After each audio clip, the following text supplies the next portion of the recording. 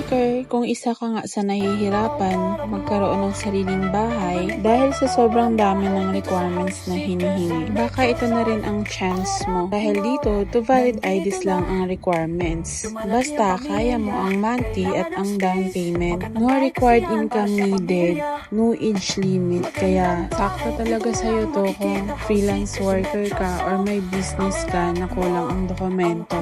Refurbishment unit ito, good as new naman ang turnover. Meron tayong available inner unit at itong corner unit. 2 bedrooms, 1 toilet and bath, and 1 car garage. Lot area nito 71 square meter, floor area 75 square meter. 20% down payment, spot DP, 60 to 90 days ang turnover dahil nga ongoing construction pa ito. Kompleto na ang turnover with Maynilad Admiralco na rin. Lilipatan mo na lang kasama ang mga gamit mo. Shorter term lang to, 10 years to pay, kaya para kang nagre-rent to own dito. Kung interested ka, pwede tayong mag-tripping. See you!